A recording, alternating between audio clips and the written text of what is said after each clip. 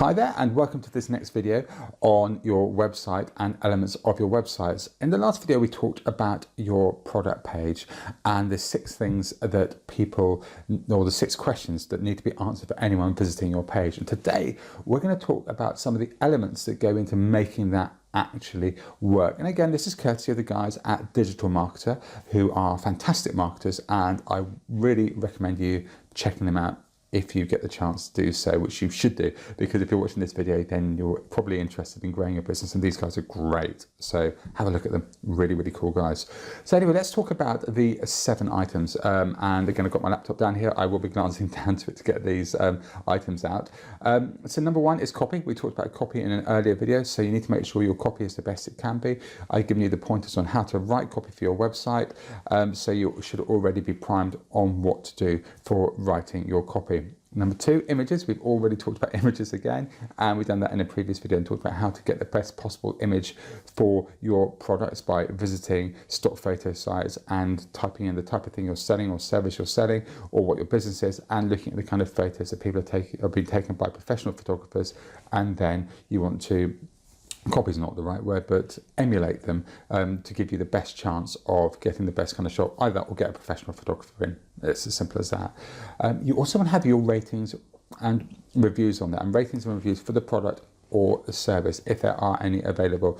And these, if you're selling a generic product, these could come from another site, a third-party site, or if it's a product specific to your business, and obviously you need to have a review system on there, or try to get a review system in place and ask people proactively to review the product or service that you're providing.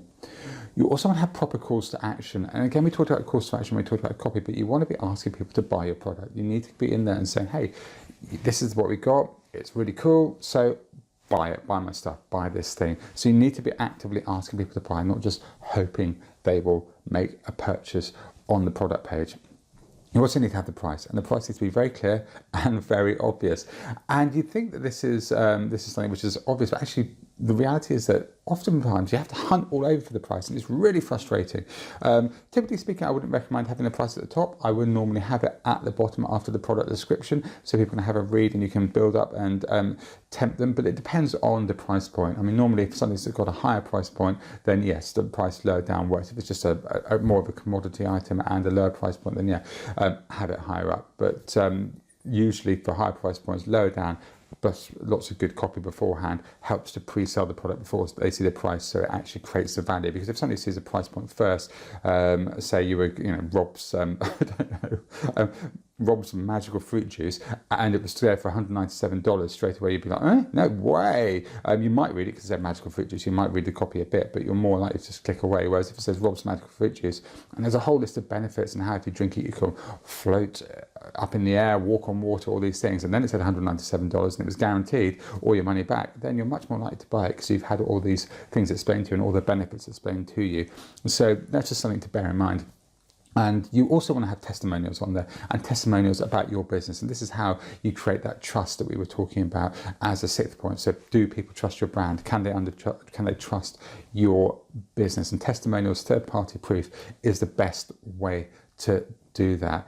And there's a few extra things we have on there as well, and these are things you don't have to have but can really add to your page and make the difference. The first one is live chat, so having the ability for them to speak to somebody directly if they've got a question, and this can be very powerful, especially if you're dealing with something which is more of a complex buying process.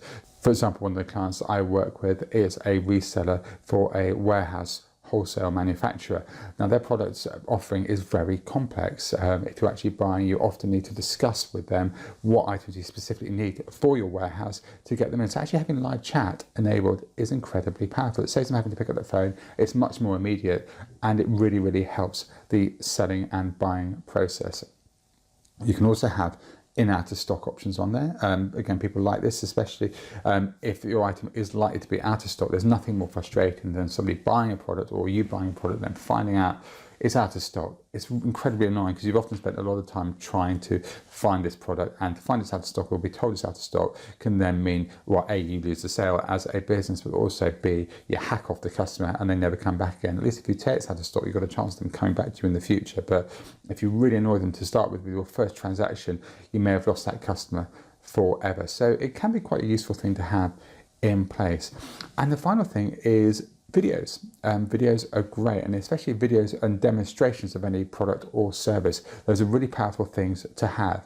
And if you look at infomercials, if you go to any shopping channel things and you look at the presentations people make at the products, or no, it's not so much services, but more products that are there, those are incredibly powerful demonstrations. And so it's worth looking at those and seeing how they do it and how you can then do that and apply that to the products that you sell and also the services that you sell, if you can show some kind of video representation of that.